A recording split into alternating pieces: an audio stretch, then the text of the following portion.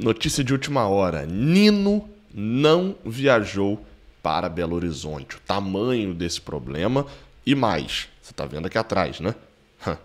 Tem o gabarito de para quem você deve torcer nesse sábado. Vamos embora, giro de notícias.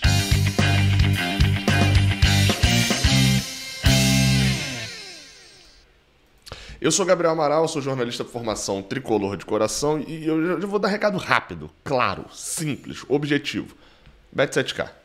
Aproveita, eles estão lá, dá pra você, tem bônus, dá pra você depositar via Pix, enfim, só aproveita, assim, vai lá mesmo, usa o link que tá na descrição e aproveita para poder fazer seu cadastro. Beleza? Então vamos lá. Vamos embora. Como eu falei, eu sou Gabriel Amaral, sou jornalista por formação, sou tricolor de coração, esse daqui é o canal Raiz Tricolor. Vamos embora para a notícia, porque a gente abre falando sobre Nino. Exatamente, é a notícia de última hora. Se André, que eu falei, né, que trouxeram a notícia falando que o jogador poderia ser lesionado, tinha tomado injeção para jogar, ficou um tempo sem treinar e etc. Viajou, né, normalmente, a princípio deve ir a campo na partida deste sábado. Não podemos dizer o mesmo de Nino. O zagueiro que tomou uma pancada foi substituído no jogo contra o Juventude, né? Para quem lembra, ele chega a voltar para o segundo tempo e logo depois do terceiro gol ele já pede para poder ser substituído. Sentiu um incômodo muscular. Na verdade, nem chegou a ser uma pancada, não. Foi um incômodo muscular. A pancada foi em André. Incômodo muscular. E foi preservado pelo departamento médico. Isso numa matéria da Jamile Boulé do GE. Globo. Ela tá lá em BH, né, já está por lá e acompanhou o desembarque dos jogadores do Fluminense. Bem, então fica aí. Esse é o primeiro recado. Sem Nino, com a volta de Manuel, ou seja, o Fluminense segue em dúvida na zaga. Pelo menos dessa vez, não deve ter ali tanto problema, aquela obrigatoriedade quase de escalar Felipe Melo, porque David Braz também está de volta. Então, volta David Braz, volta Manuel e já tem Felipe Melo e David Duarte. Dessas 4 opções, Manuel é titular absoluto. E como Manuel vem jogando ao lado de Nino do lado esquerdo, eu não sei quem ele vai escolher. Para um jogo contra o Atlético, que não é o Juventude, acho que ele vai de David Braz mesmo, na questão física, principalmente. Vamos ver, David Braz ou Felipe Melo. Não sabemos. Jogadores que viajaram, ou seja, que estão relacionados para a partida. Fábio, Marcos Felipe e Pedro Rangel, padrãozinho dos goleiros, bem como Manuel, David Braz e David Duarte, padrãozinho dos zagueiros. Samuel Xavier, Cristiano e Calegari. Sabe o que isso quer dizer? Que são os laterais, que Pineda não viajou. Ou seja, esse aí já é carta fora do baralho. Volante, André, Alexander viajou com o time, Martinelli, Iago, Felipe Melo e Wellington. Ou seja, a gente tem no meio de campo 3 opções ali para a primeira volância, 4 se a gente considerar ainda o Alexander e mais 2 ali de volante que joga um pouquinho mais à frente. Ganso, Arias e Michel Araújo de meio de campistas e de atacante, Matheus Martins, Germancano, Alan, Caio Paulista, Marrone, que Caio Paulista é lateral esquerda, mas enfim, Marrone, William Bigode e Alexandre Jesus. Dessa lista toda que eu citei, a gente tem 25 nomes. O que isso quer dizer? Que só 23 vão para o jogo. Um deles que sempre sai dessa lista é Pedro Rangel, terceiro goleiro, que só viaja para, por exemplo, chegou lá de última hora, o Marcos Felipe passou mal. Pedro Rangel tá no banco, o Fluminense não fica sem goleiro no banco. Entendeu? Então, um desses que sempre sai é um dos goleiros. Ou seja, de todos esses que eu citei, um será cortado da relação final no momento em que a gente for pro jogo, não ficará no banco de reservas. Eu apostaria nesse momento em Alexander, que provavelmente está viajando com grupo e tal, enfim, ali, para poder ir sentindo um clima de profissional também, não fazer uma troca muito brusca de categoria, né? Então, aqui no Maracanã aconteceu isso, aqui no Maracanã saíram, né, o Alexander e o Pedro Rangel. Acredito que lá no jogo de BH também deva sair esses dois. Apesar de eu, obviamente, a gente como, né, não é treinador, a gente queria que o Wellington saísse dessa conta toda, beleza? Vamos pro outro assunto agora, que é uma espécie de torcer por quem, né? E tá aí na tela. Bem, vamos para a tabelinha de hoje, né? Torcer por quem? Para você que não sabe como é que funciona, eu vou pegar os jogos aqui do final de semana, né? Lembrando, os jogos são praticamente todos nesse sábado. Só ficou o jogo do São Paulo para quinta e o jogo do Botafogo para segunda. O do São Paulo tá na quinta, porque o São Paulo vai jogar a final da Sul-Americana. E aí eu digo para quem você deve torcer, né? Quem é melhor pro Fluminense, qual resultado é melhor no jogo. Obviamente, Fluminense Atlético, Fluminense, mas tá minimamente aceitável aqui o empate. Mas pelo momento, eu digo minimamente aceitável porque obviamente é um jogo fora de casa, enfim, dependendo do roteiro, o empate não é um nojo total, mas...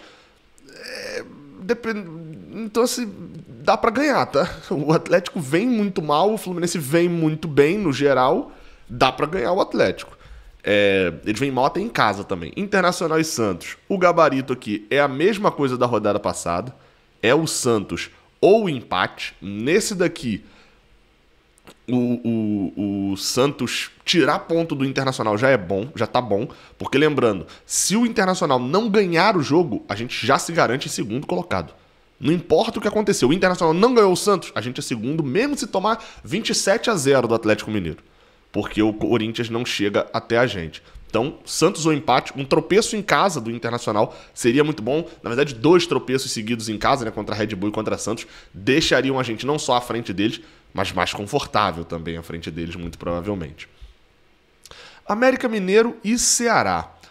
Esse é um confronto que, assim, é complicado. Aí vai depender da visão que você tem de como você quer enfrentar adversários. Eu, particularmente, como a gente ainda pega o Ceará no Castelão e pega o América Mineiro no Rio de Janeiro, eu prefiro, nesse momento, uma vitória do Ceará. Por que isso?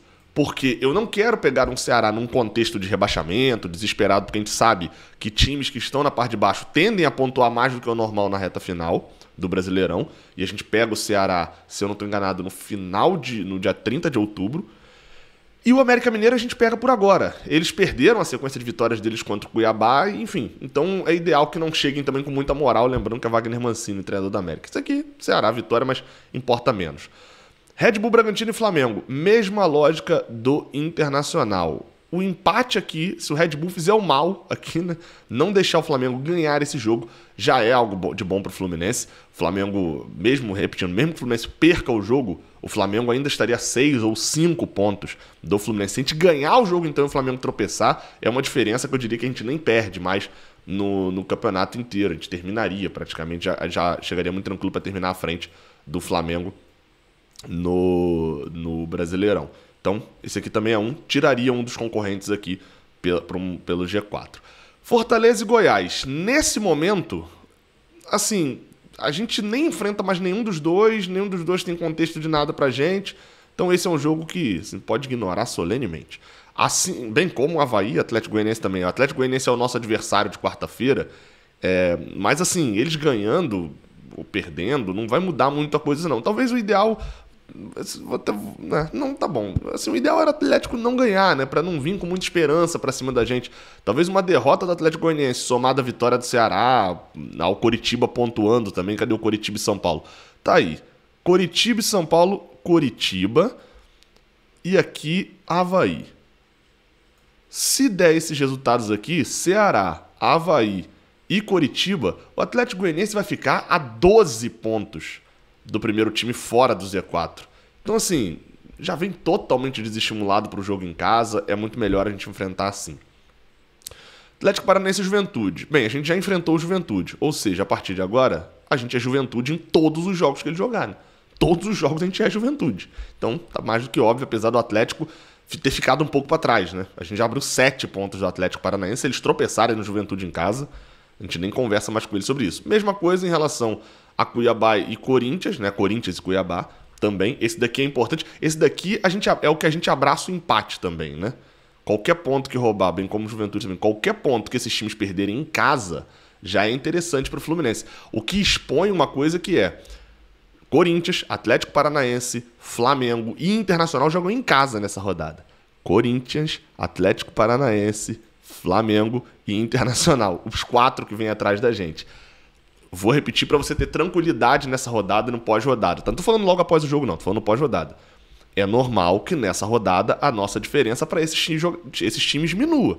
Porque a gente joga fora de casa contra o 7º colocado e eles, todos aqui, os outros 4, enfrentam times que estão abaixo da 10ª colocação dentro de casa. Então, assim, se na rodada passada a gente ganhou uma diferença muito grande porque a gente estava pegando Juventude e o Flamengo, por exemplo, também não visitar o Fortaleza, enfim...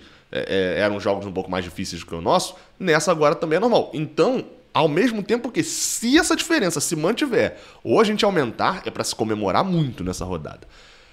E por último, meu amigo, olha só, eu não vou nem dizer que eu vou torcer pro Botafogo ganhar o Palmeiras, não. Porque a gente aqui não trabalha com impossível, né? A gente aqui, enfim, impossível pra gente aqui não existe, né? Mas o Botafogo tá acima do impossível de ganhar o Palmeiras. Então eu vou me contentar aqui com o empate. Vou torcer pro empate nesse jogo. O Palmeiras tropeçar, meu amigo, eu já tô feliz. Se o Palmeiras tropeçar e a gente, de repente, enfim, ganhar o jogo do Atlético, conseguir diminuir, a gente precisa diminuir uma vez. A gente parece que não consegue diminuir. Quando chega no vice-liderança, a gente não consegue diminuir a diferença pro Palmeiras. Vamos tentar pelo menos diminuir uma vez. Vamos ver esse Palmeiras e Botafogo, se Botafogo e Palmeiras. Se a gente tiver ganhado mesmo do Galo lá em BH, aí a gente vem trincado pra assistir esse Botafogo e Palmeiras lá no Engenhão. Beleza? Tudo entendido? Então beleza. Então até a próxima. Não esquece de deixar o like aqui embaixo, de se inscrever aqui no Raiz Tricolor. Tamo junto. Valeu.